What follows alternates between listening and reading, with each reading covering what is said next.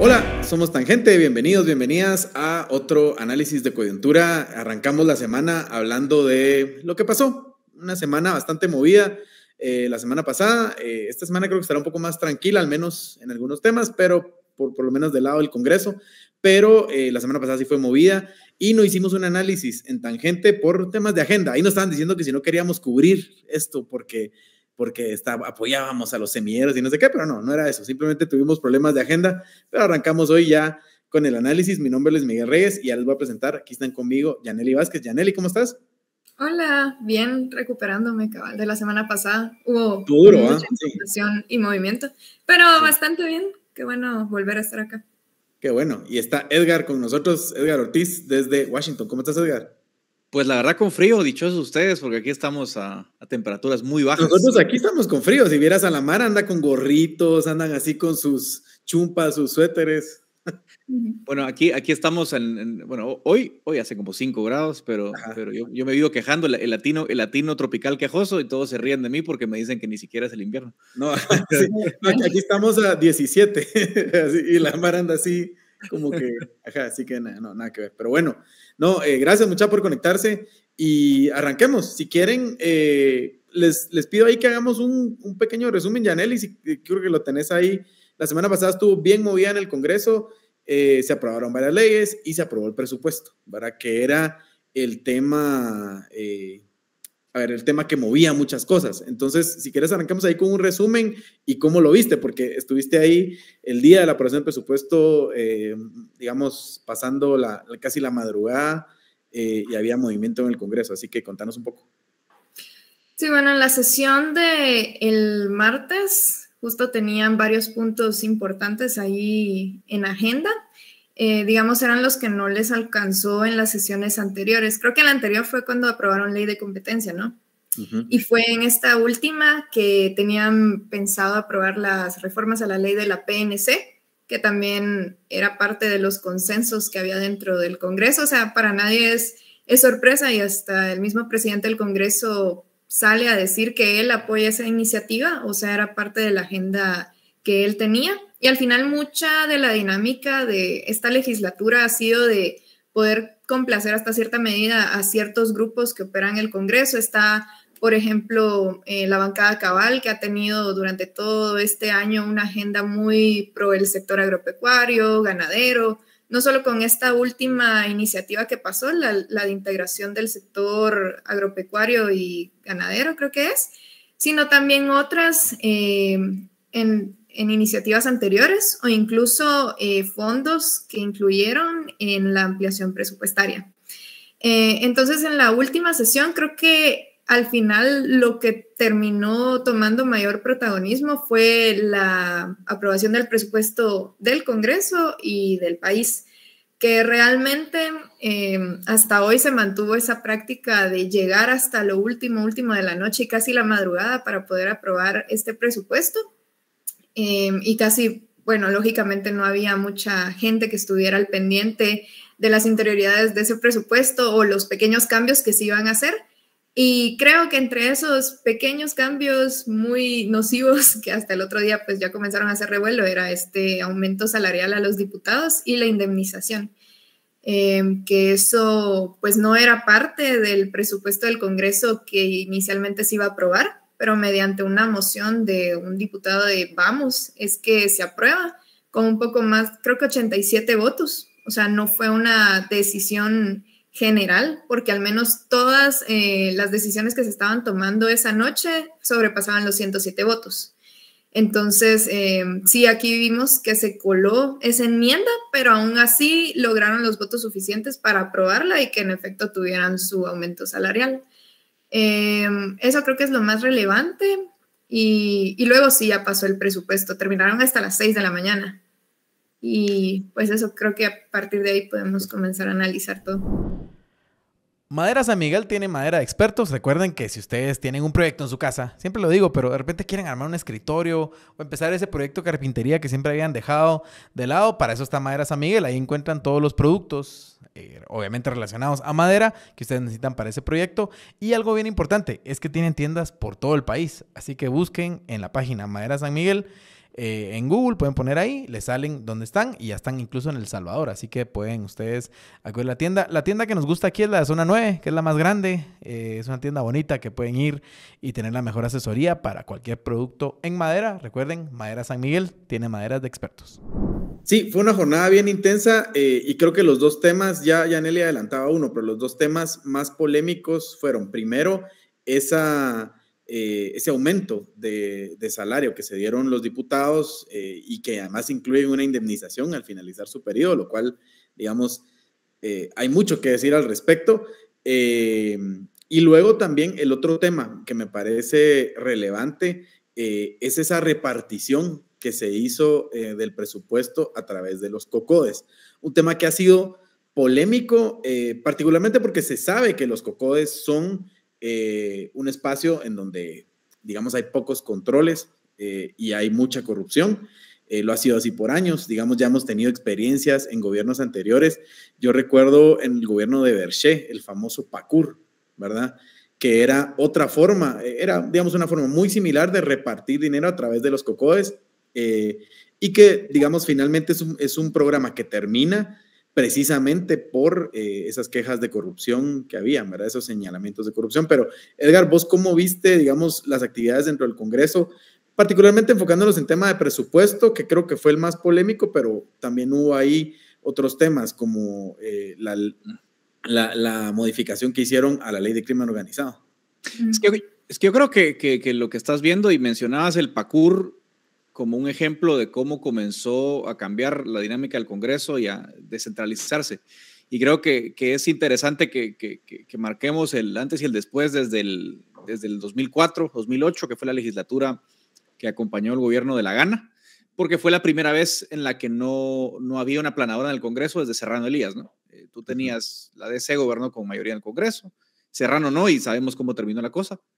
Arzú y Portillo gobernaron con mayorías y aplanadoras en el Congreso, pero por el censo del 2002, el Congreso creció bastante en tamaño, a los 158 desde 2004, y cuando se perdió la mayoría en el Congreso de los gobiernos del Ejecutivo, comenzó esa dinámica de tratar digamos, de meter al corral a todos los diputados, y normalmente la moneda de pago ha sido la obra pública.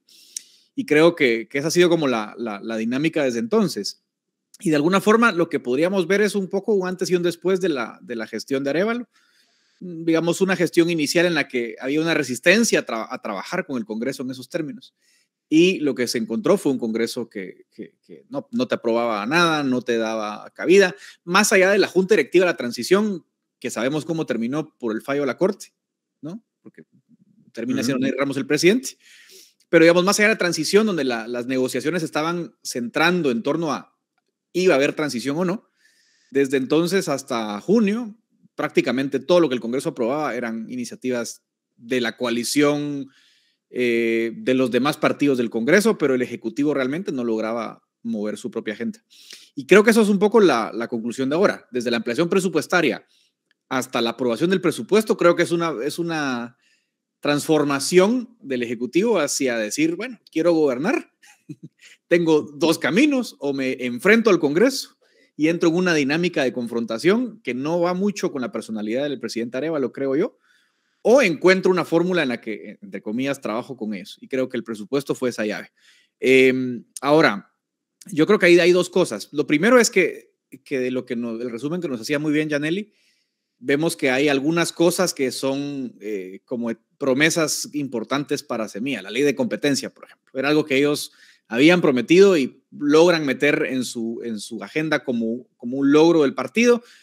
Está bien, no es una iniciativa de ellos, pero sí es un tema, es una promesa que ellos habían hecho en campaña y que están entregando. Y la segunda, que al final es donde yo creo que venden cara a la piel en la negociación, pero porque yo creo se van quedando un poco sin opciones, es la reforma a la ley de crimen organizado. Porque obviamente el arma más fuerte digamos, de represión que les plantea la coalición antidemocrática es dejarles sin partido, con todo lo que eso implica, ¿no? Con la incertidumbre de cara a las elecciones que vienen, con, digamos, inactivándote en el Congreso en términos prácticos, porque no puedes presidir comisiones ni junta directiva. Y entonces yo creo que el cálculo político de ellos es, bueno, es nuestra última oportunidad de aprobar un presupuesto. Y finalmente, y aquí cierro yo para que vayamos comentando, creo que también hay otra lógica desde lo estratégico que digamos, da este resultado del presupuesto. Y es que ante las dificultades que te trae poner de acuerdo a 10, 12 bancadas para conseguir 81 o 107 votos, depende de lo que estés buscando, hay una posibilidad que en 2025 no haya coalición, hay una posibilidad que en 2025 no te aprueben presupuesto, así que te la jugas todo por el todo y te quedas con un presupuesto que te permite trabajar, aún suponiendo que en el año 25 no te aprueban presupuesto. Y entonces creo que esa es la lógica que vimos en esta ocasión, y mención aparte, porque no quiero hablar demasiado, ya hablaremos del salario, el aumento y la indemnización, ¿no? Y recuerden que para sus amigos, ya sea caninos o felinos, la familia Bravecto tiene productos que son los mejores para combatir toda serie de parásitos. Está Bravecto para perritos, que hay varias presentaciones. La de 1 año de duración, que es inyectable, esa solo en veterinarias. La de 3 meses y la de 1 mes de duración, que es una pastilla masticable que pueden encontrar en pet shops, agroservicios y también veterinarias. Para sus gatos está Bravecto Plus, que es una pipeta que también la pueden encontrar en veterinarias, pet shops y agroservicios. Importante que busquen el holograma, hay un distintivo ahí, holograma, y eso les garantiza que el producto viene en la cajita, porque el holograma se coloca aquí en las bodegas en Guatemala y que el producto ingresó al país de forma legal, que eso es muy importante. Así que recuerden, busquen las cajitas de Bravecto con el holograma para ese producto que combate todo tipo de parásitos en sus perros y sus gatos. Bravecto, recomendado por Tangente. Sí, a ver, Yaneli, digamos, hay varias cosas en lo que decía Edgar. Primero, el presupuesto es un presupuesto beneficioso para Semilla, ¿verdad? Es un presupuesto, digamos, que también ha sido polémico por el tema del déficit fiscal. Es un presupuesto con el que Semilla podría trabajar de aquí al final de su gobierno, ¿verdad? Digamos, pensando que no logran estas negociaciones en los próximos años. Y eso, pues digamos, es algo que es un éxito, es un logro que ellos consiguieron en este momento. Ahora, también hay quienes decían, con la repartición que se hizo a través de los COCODES, que fue lo que finalmente mueve el voto de los diputados distritales, hay quienes decían, y me voy a ir un tuit que puso Jonathan Lemus esa semana, en donde dice, Semilla dio mucho a cambio de muy poco, ¿verdad? O sea, como que con esa repartición que se hizo hubieran podido conseguir más, pero yo no sé qué sensación hay en el Congreso, o si Semilla está tan restringido en sus capacidades para actuar que realmente lo más que podían hacer era intentar recuperar el partido, pasar la ley de competencia, que como decía Edgar, si bien no es algo que para ellos sea de vida o muerte, sí era una promesa de campaña, y poco más, ¿verdad? Y aprobar el presupuesto, que de por sí, digamos, es algo que ellos promovían, que les interesaba. Pues obviamente ellos entraron al Congreso teniendo expectativas muy grandes, muy altas, teniendo muchísimos planes. De hecho, iniciaron cuando Samuel todavía era presidente del Congreso. En esos pocos días mencionó que eran al menos 10 iniciativas las que querían mover este año, incluyendo ley de aguas, ley electoral, reformas a servicio civil. Muchas cosas que no pasaron. Al final sí es una legislatura que hasta ahora pues ha aprobado un montón de decretos, algunos que no son específicamente de la agenda de Semilla, pero sí benefician a la población, la ley del cáncer, creo que la de donantes, y así varias que benefician, como ley de competencia también. Pero sí, yo también vi bastante esa crítica de que ofrecieron demasiado para ganar tan poco, pero yo me voy más hacia ese segundo criterio que usabas, de que al final, durante todo este año, creo que era de experimentar y ver qué tipo de negociaciones sí les funcionaba, qué tanto no, medir hasta los precios que tienen las distintas bancadas. y creo que en ese periodo de experimentar se dieron cuenta que sí son una bancada muy restringida, son actores que no tienen suficientes armas para al final negociar y presionar. Entonces, sí veo que es cierto que ofrecieron demasiado y a mi criterio, pues sí, para ese nivel de desgaste también que les generó, pudieron haber negociado otras leyes importantes, empezando por la del Ministerio Público, ¿verdad? Pero sí observo que ahorita cambió un poquito el criterio en que sí, ofrecen demasiado y ganan poco, pero eso al final creo que para ellos es mejor que como que no ofrecer lo que la otra parte está pidiendo y tampoco recibir nada a cambio. Que es una manera muy osada, creo yo, de operar políticamente, pero al final sí son esas las maneras en las que se están moviendo, ofreciendo mucho para recibir poquito, pero al menos están dando un poquito de cosas. Lo que sí creo yo es que concuerdo en lo del presupuesto, que al final es un presupuesto bastante ambicioso, que en teoría, ahora que lo tienen, ya no habría una excusa para el Ejecutivo para decir, sí, no podemos hacer estos planes porque nos dejaron un presupuesto que no iba acorde a nuestras necesidades, a las de Guatemala, pero ahora sí lo tienen. Entonces, creo yo que la salida que tienen ahorita, porque sí tienen una imagen un poco desgastada a raíz de todo lo que pasó en el Congreso, es que el otro año el Ejecutivo sí tiene que literalmente ejecutar. Al menos otra crítica grande es lo de la deuda, ¿no? Pero creo yo que también por algo es que Guatemala no tiene suficiente inversión social, y eso es preocupante, y al final creo que parte de un gobierno reformista y progresista es invertir, ¿no? En que Guatemala sea mejor en infraestructura.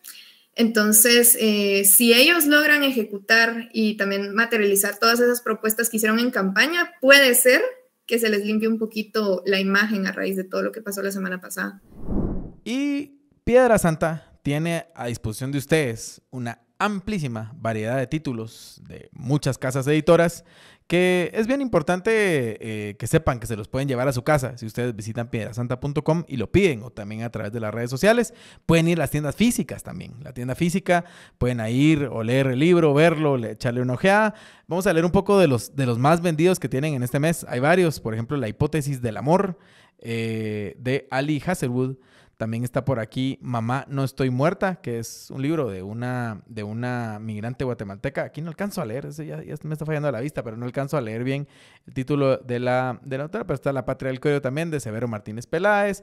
Una amplia variedad de libros de todo tipo, si les gusta la autoayuda, si les gusta la literatura, de ficción, si les gusta también la historia de Guatemala o les gustan libros de economía, todo eso está ahí en piedrasanta.com. Visiten, ya sea en la página web o vayan a una tienda física, que eso siempre es bueno, y de paso, pues ahí se encuentran con gente conocida que esté también en las mismas que ustedes. Así que Piedrasanta, patrocinador de Tangente. Sí, Yaneli decía algo que es polémico y que me gustaría abordar y preguntarles a ambos, que es parte de lo que se vio en ese momento era cuánto cuesta los votos de los diputados, ¿verdad? Y cuánto cuesta, estamos hablando de dinero, pero a ver, tal vez hay que marcar una diferencia que me parece que es, creo yo, interesante. A ver, una cosa es llegar con un maletín de dinero, las champurradas, ¿se recuerdan? En tiempos del Patriota.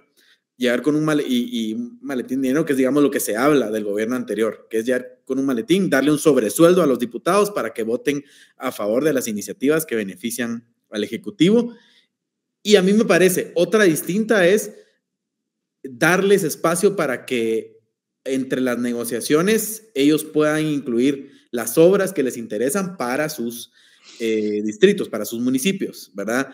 A ver, tampoco nos hagamos los locos. Sabemos que en la ejecución de estas obras, en la ejecución de este presupuesto, es muy probable que haya corrupción, ¿verdad? O sea, va a haber bastante corrupción, porque esa es la dinámica normal de este tipo de proyectos que se dan. Pero, digamos, es diferente, como decía, darles un maletín de dinero a darles obra para que la lleven a sus municipios.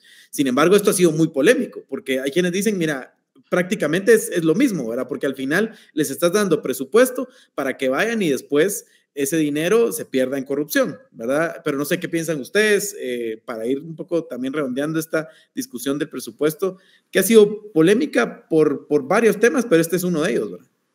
Es que aquí la pregunta, creo yo, de fondo es cuál va a ser tu identidad como gobierno y cuál estás eligiendo que sea tu ruta, porque, a ver, la gente te votó porque eras distinto y porque la gente está bastante cansada con lo tradicional, ¿no?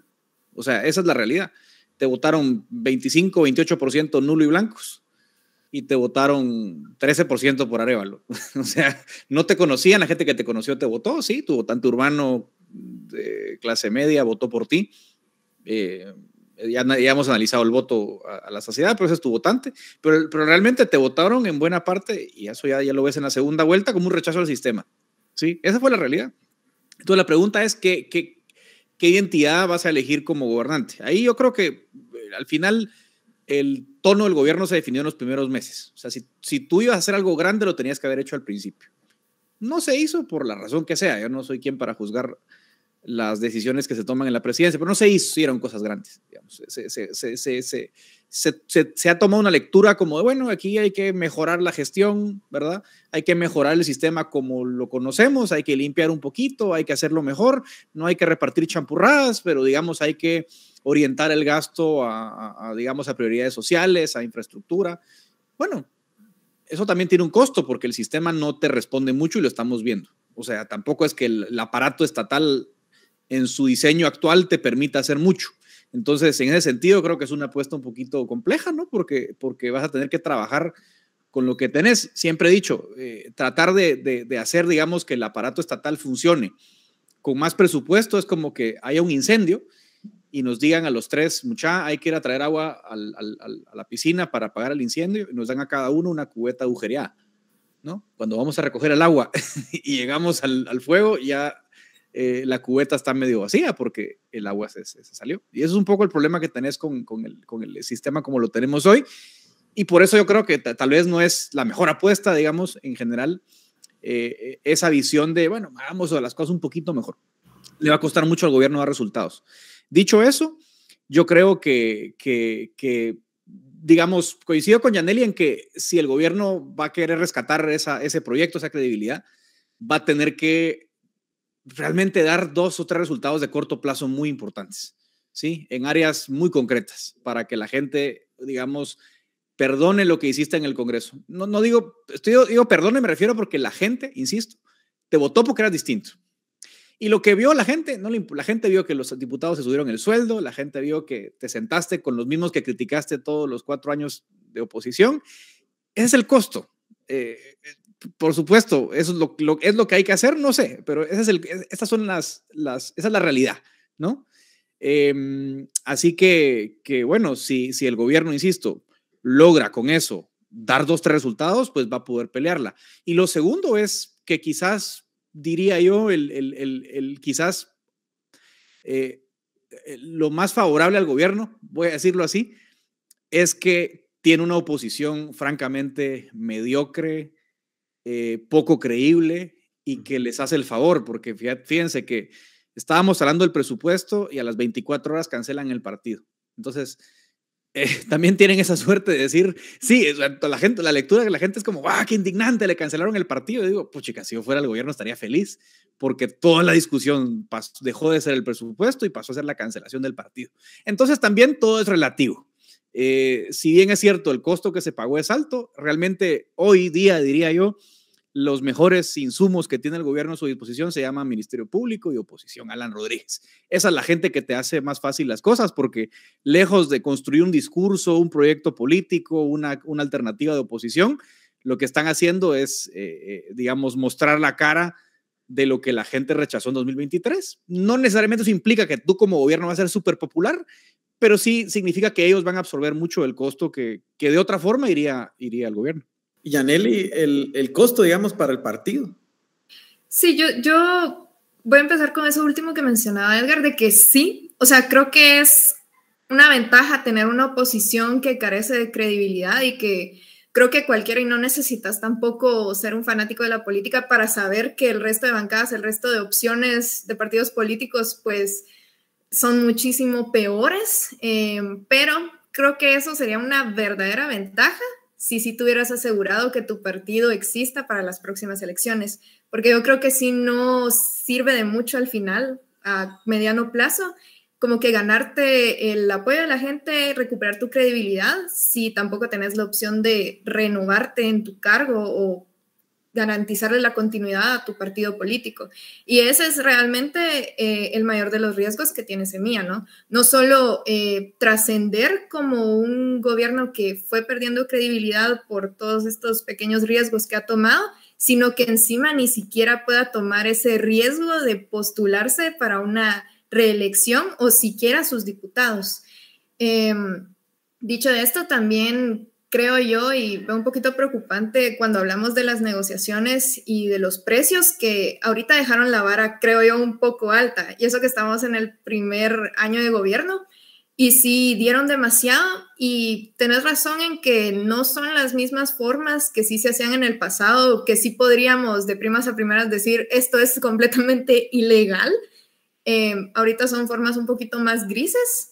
Pero lo que pienso yo es que, a ver, si te lograron ceder un poquito por esa gran cantidad de cosas que diste, ¿cuál va a ser realmente tu tope? O sea, ¿qué tanto es lo que realmente puedes dar ahorita que ya pareciera que estás agotando casi que todas tus cartas? O sea, no te queda realmente mayor margen para poder operar siguiendo dentro de los límites de lo legal, de lo lícito y lo legítimo. Esa es una de las cosas que yo creo que son más preocupantes para la bancada, cómo seguir operando sin obviamente caer en todas estas dinámicas 100% ilícitas. Pero sí, o sea, creo que ahorita, no sé, también si a la bancada le cuesta tanto operar y si todos estos esfuerzos son en vano, y tuiteaba eso hace unos días, es porque también creo que el Ejecutivo no ha aportado suficientes herramientas para, primero, ayudar a recuperar la bancada, sus derechos, o incluso para poder expandir el proyecto político.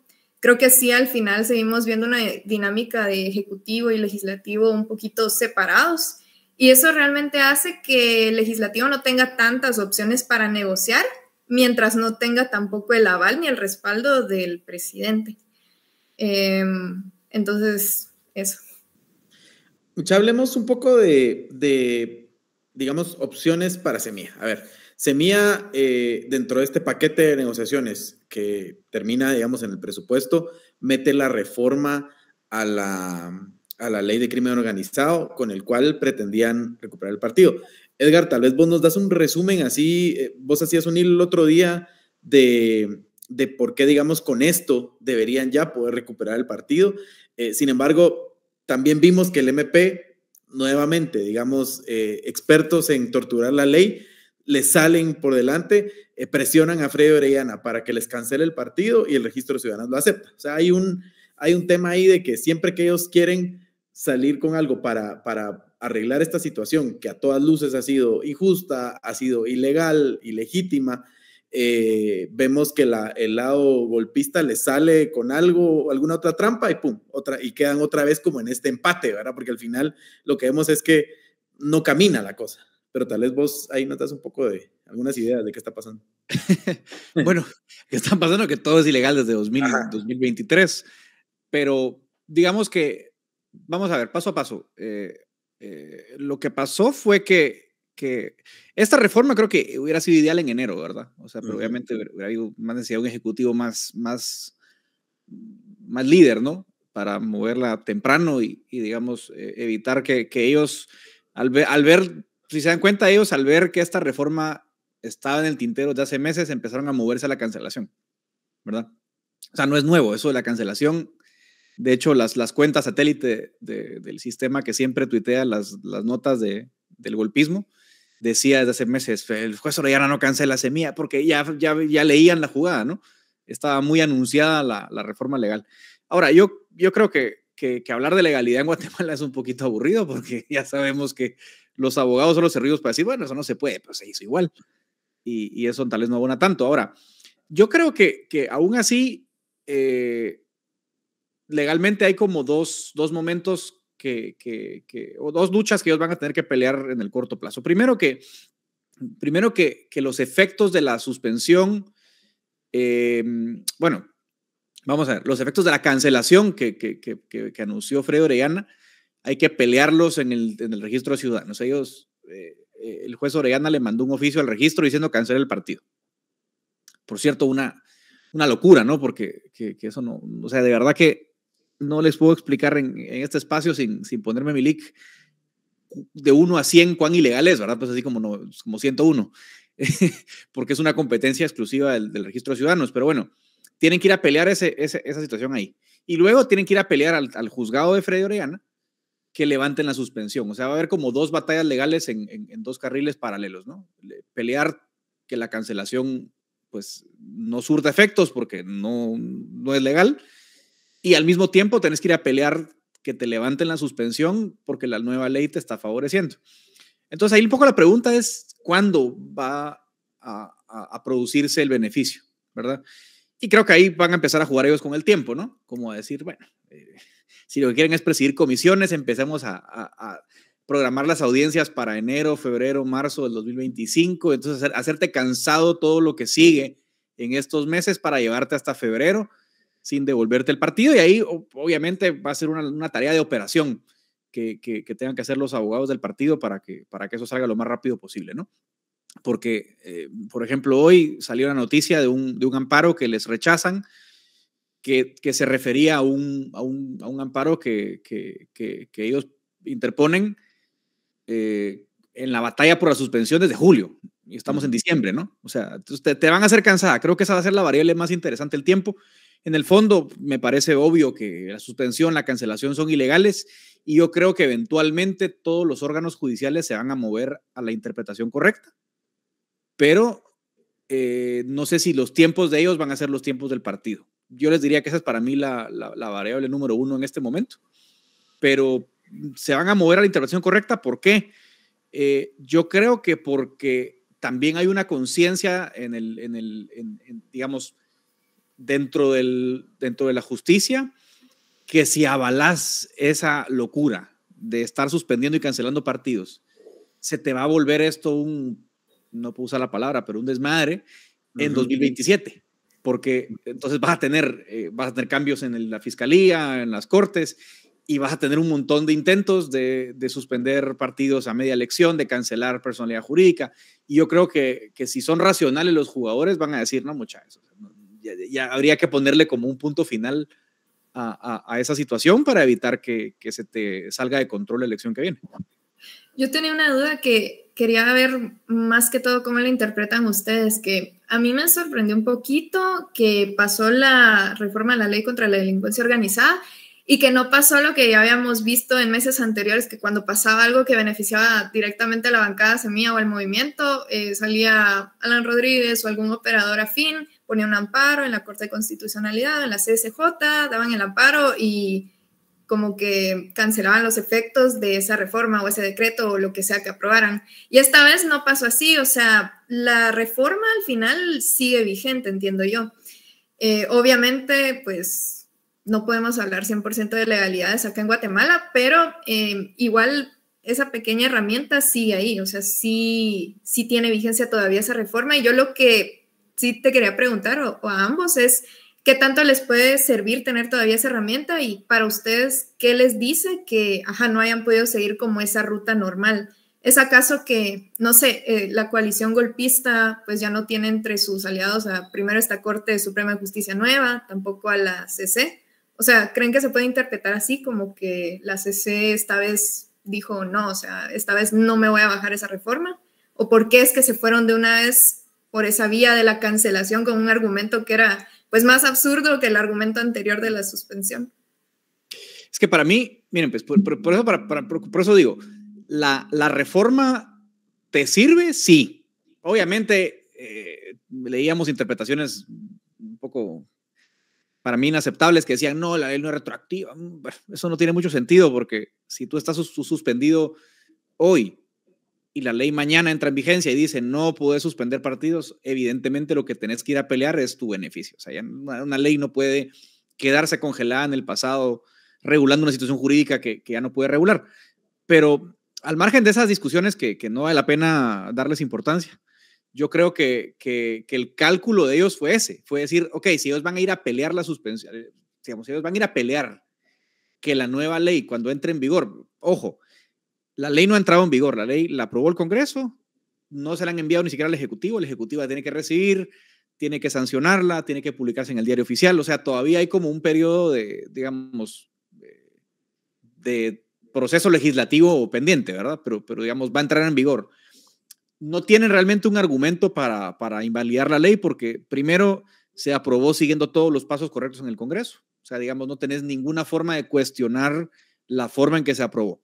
No que yo sepa, por lo menos. O sea, se aprobó por 2/3, ¿verdad? No hay ningún vicio legislativo por la cual te la puedas bajar. O sea que ahí ya descartaste que la ley se vaya a caer por un vicio en aprobación. Segundo, no te la podés traer abajo, creo yo, por una inconstitucionalidad. O sea, no puedes argumentar esa ley viola la Constitución, porque no hay un principio, digamos, en tensión abiertamente con esa reforma legal. O sea, ahí también descartaste ese camino. Aunque igual van a presentar inconstis, pero digamos, para que nos entendamos, tienen muy baja probabilidad de prosperar. Entonces, ¿qué te iba quedando? Decías, ok, si estos van a venir en 2 semanas a pelear su suspensión, la lógica de ellos fue, metamos la cancelación. Entonces los obligamos a pelear, como les explicaba yo, en 2 carriles. Entonces van a tener que venir al juzgado a pelear que les levantemos su suspensión, pero al mismo tiempo van a tener la cancelación en el Tribunal Supremo Electoral. Y entonces les va a tomar más tiempo defenderse de esa. Y es como como le llaman aquí en los gringos, el guacamole, ese juego, ¿no? Que van saliendo las cabezas tú le vas pegando las cabezas con el martillo. ¿Saben cuál es, no? Sí, sí, sí. Una cabecita le tenés que pegar. Esto es el guacamole. Van saliendo las cabecitas, ¿no? Entonces, suspensión, pum, te la bajaste. Cancelación, pum, te la tenés que ir a bajar. Eso es, o sea, realmente esto es, digamos, estratégicamente lo que les están haciendo. Es, bueno, quitaste una, sale otra cabecita para que tengas que irte a pelear y, como digo, meterte una presión en función del calendario. Ver si te logran dejar sin partido hasta febrero. O sea, el día que repartas comisiones en el Congreso, no hay bancada. Aunque en marzo, abril le recuperen y tienen que ir a pelear digamos, y con eso desactivaron a Semilla de aquí a febrero y entonces posiblemente se les fue otro año sin partido, sin bancada, digamos, efectiva en el Congreso. Esa es la jugada, que salga no sé, pero digamos que esa es la lógica. Ahora, mucha, pensando un poco, digamos, si el otro año transcurre un poco como este, muchas cosas pueden cambiar, pero digamos, pareciera que en el Congreso no hay una vía para pasar un antejuicio contra el presidente, digamos, que sería el fin último de la agenda golpista, ¿verdad? Pasar un antejuicio contra el presidente y ahí sí provocar un caos donde Arévalo se cae y entonces hay una elección de vicepresidente en el Congreso y todo eso, ¿verdad? O sea, digamos, pero digamos que eso no pasa porque se mantiene la alianza oficialista que se armó a raíz de la ampliación presupuestaria y de la aprobación del presupuesto y digamos la oposición sigue estando bastante débil, no tienen la capacidad de mover los votos para algo así. Entonces llegamos a 2026, que es el año crítico para el MP, ¿verdad? Entonces, y llegamos en esta situación. Semilla no tiene bancada, llegamos a esta situación como de empate, donde no pueden bajarse a Arévalo, pero tampoco pueden sacar a la fiscal, ¿verdad? Esa situación un poco, a ver, es un empate, obviamente aquí entendemos que las situaciones no son similares, ni mucho menos, pero digamos, no logran dar un golpe de Estado y Semilla tampoco logra sacar a la fiscal.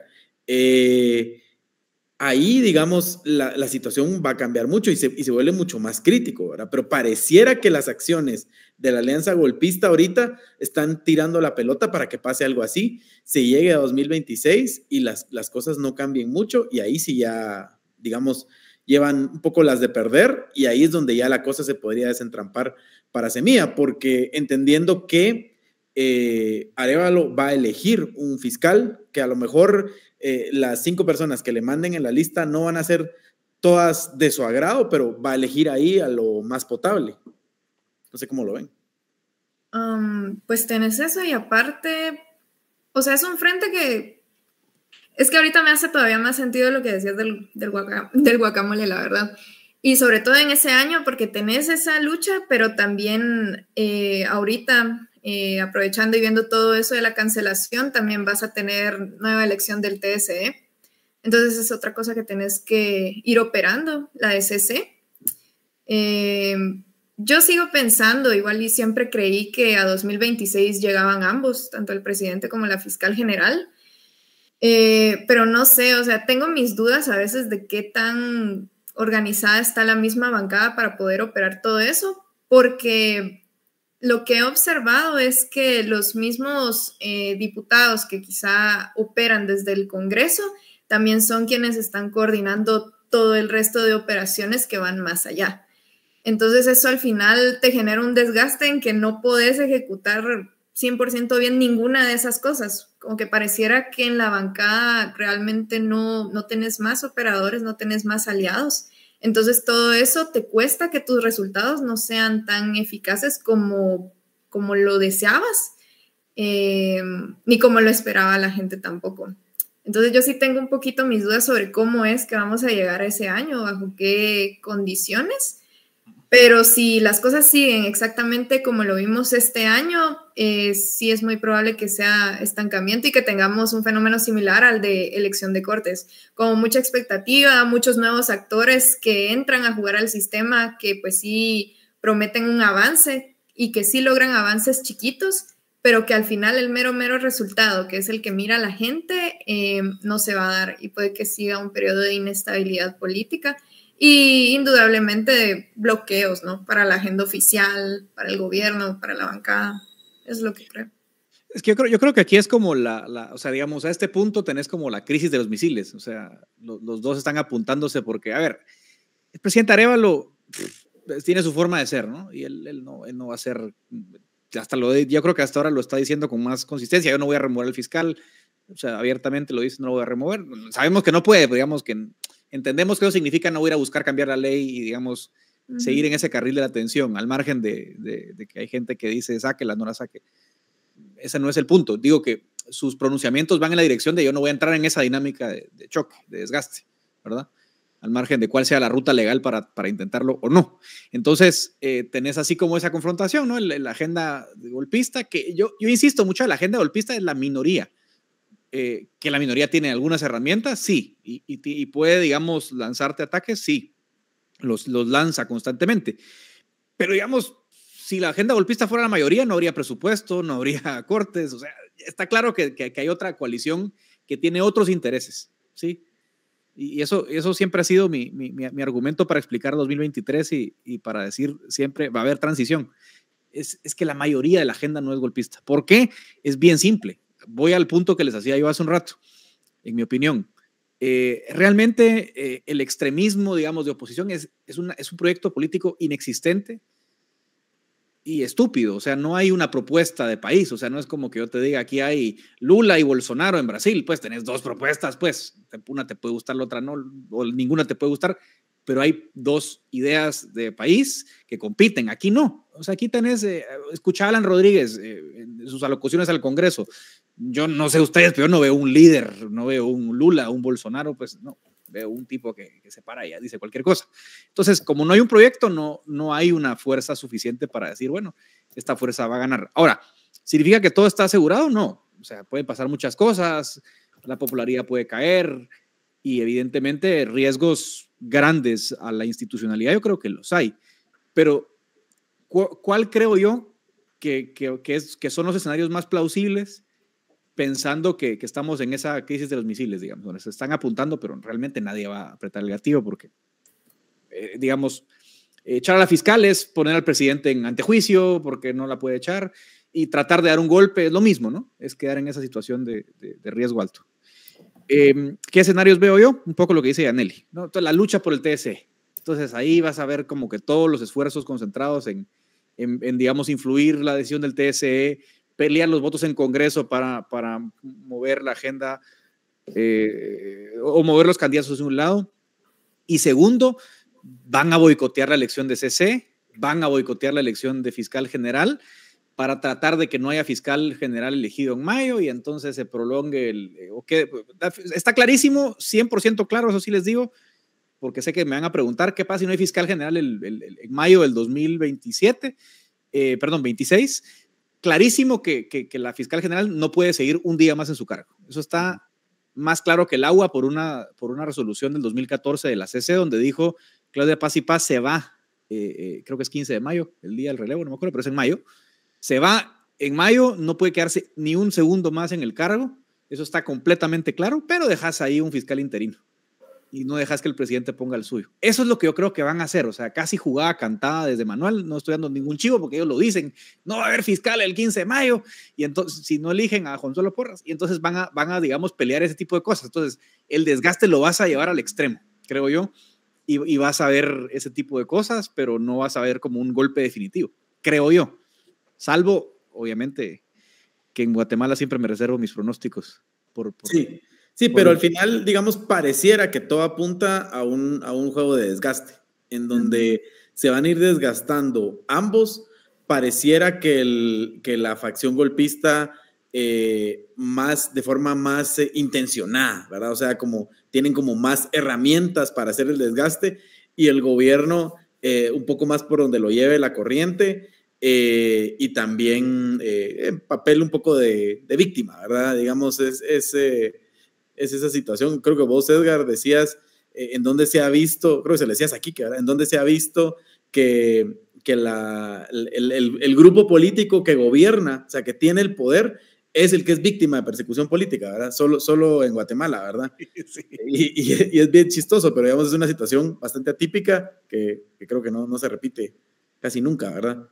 Pero bueno, tal vez si quieren, para ir cerrando, muchachos, con algunas conclusiones, ¿cómo cierra el año Semilla? O sea, digamos, hay desgaste, hay una parte que es un desgaste natural de todo gobierno porque prometen, la campaña es de prometer mucho, habían expectativas muy altas, Semilla tenía unas expectativas muy altas y obviamente pues al toparse con el aparato estatal se dan cuenta que no se puede cumplir, la gente espera los cambios muy rápido, las cosas no pasan y ahí vamos, ¿verdad? Pero un poco cómo cierra el año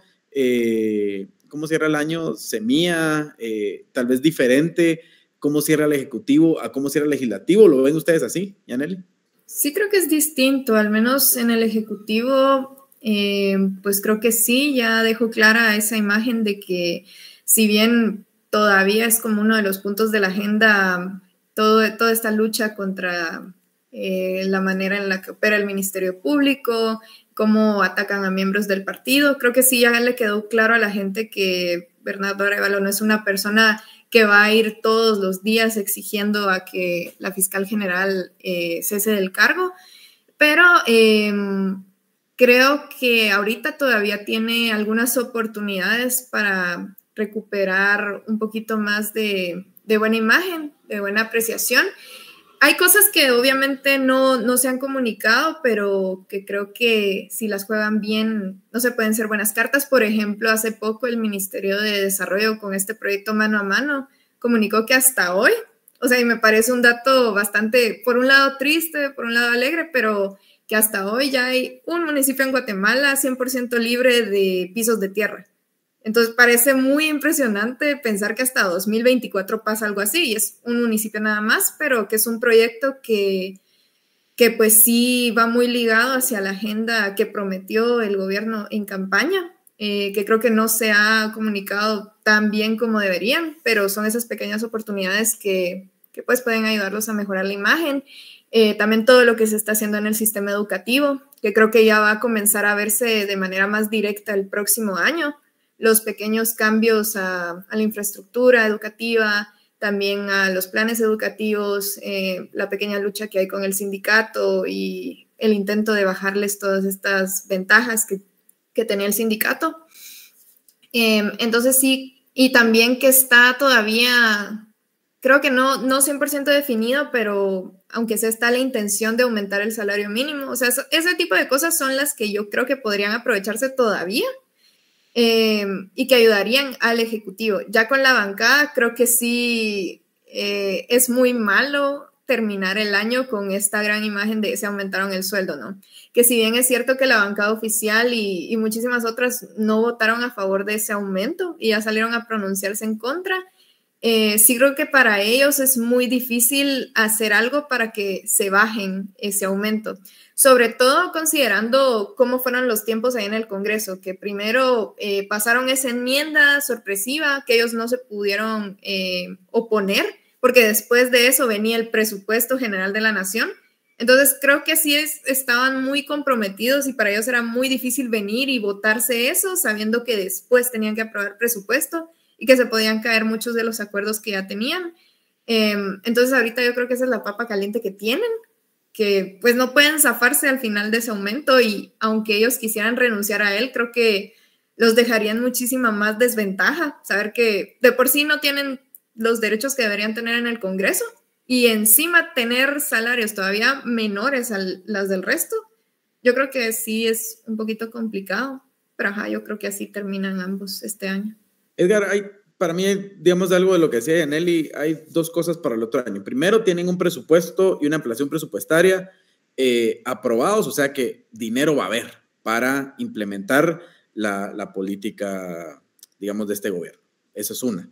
Y la otra es que ya pasó el primer año, que es como el año de ajuste, ¿verdad? El año de hacer el diagnóstico, de ver cómo estaban funcionando los ministerios, un poco hablando más del ejecutivo y de eso que decía Yanely, que es empezar a ver un ejecutivo que hace, ¿verdad? Un ejecutivo que presenta algunas cosas, y se supone que este gobierno, por ser un gobierno de corte socialdemócrata, de corte progresista, digamos, debería tener cierto énfasis hacia la política social, dejando de lado, obviamente, la crisis política y el tema de la fiscal y todo eso, ¿verdad? O sea, digamos, ya el ejecutivo en sí, ¿vos cómo lo ves? Mira, como les decía antes, yo creo que obviamente los ritmos de la agenda los pone el Ejecutivo, y yo creo que si preguntabas por la bancada, la bancada está un poco jugando el rol, y digamos que el Ejecutivo marca, ¿no? Que es un poco ese rol de, bueno, mejoremos la gestión, etcétera, y ustedes vean cómo consiguen presupuesto, cómo consiguen los acuerdos, y la bancada en ese sentido, digamos, desde la óptica de la gestión, pues está consiguiendo lo que se le pidió, digamos, como siempre, con el desgaste que te toca y tal, bueno, es parte del trabajo, y el desgaste lo van a tener que asumir. ¿Qué te va a compensar el desgaste? Resultados en el Ejecutivo. Entonces, yo creo que ahorita la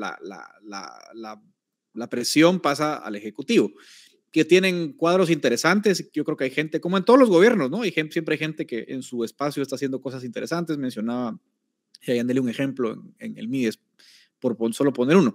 Entonces, esa gente va a hacer su trabajo. Mucho de trabajo, el problema que tiene es que son resultados que a veces son de largo plazo y te cuesta mucho vender.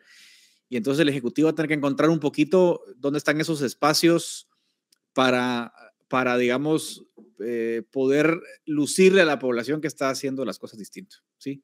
Ese creo que va a ser el gran elemento diferenciador del año 2. Efectivamente, el año 1 fue muy distinto. Pasamos los primeros 6 meses en una crisis constitucional por el tema de la fiscalía, pero al final la gente, quiera que no, conforme pasan los días, te está demostrando que no come democracia, y si no, miran las elecciones de Estados Unidos, ¿verdad? O sea, cómo sirvió de ejemplo pues, y digo que aplica mucho a Guate también.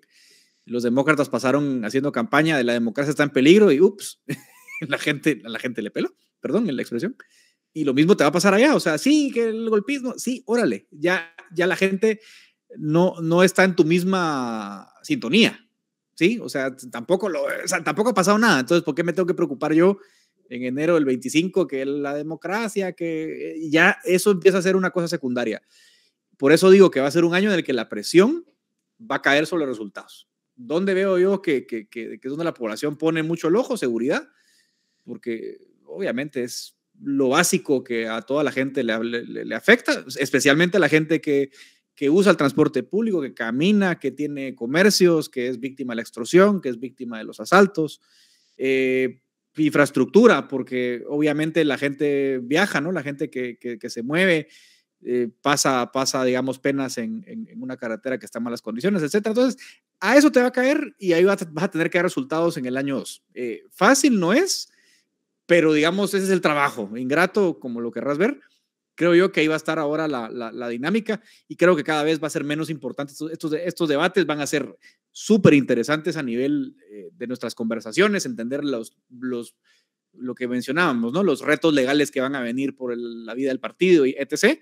Pero insisto, esos van a ser temas que no están en la prioridad de la población y por lo tanto, digamos, la narrativa, el enfoque del Ejecutivo va a tener que pasar mucho más por la política pública y menos por estas discusiones. Bueno, muchas gracias, Yanel y Edgar. Les agradezco ahí por conectarse. Hoy en que lo hicimos así vía virtual, pero igual estuvo alegre. Muchas cosas, yo creo que ya el año va a irse calmando un poco, ¿verdad? Ya diciembre tiende a ser, digamos, la gente empieza a irse de vacaciones y ya el Congreso ya, digamos, va a tener muy pocas sesiones. Entonces creo que vamos a ir cerrando también el análisis. Pero igual a ustedes les agradezco por acompañarnos siempre en todo este año en diferentes modalidades y hacer el análisis. Igual si logramos tener otro con ustedes dos antes de fin de año, pues muchas gracias. Y si no, pues igual les deseo feliz año y gracias muchachos. Bye, feliz año. Bueno, y con ustedes ya saben que hay más tangente toda la semana, así que pendientes de nuestras redes y por ahí estamos. Y estamos celebrando nuestro convivio este sábado. Edgar no va a estar, pero nos va a acompañar vía virtual, digo yo. Pero bueno, ya saben, pueden ahí comprar las entradas. Ahí en nuestras redes está el link, llenan un form y ahí les llega la información para que puedan comprar la entrada por si les interesa ir al convivio de tangente. Así que muchas gracias y adiós.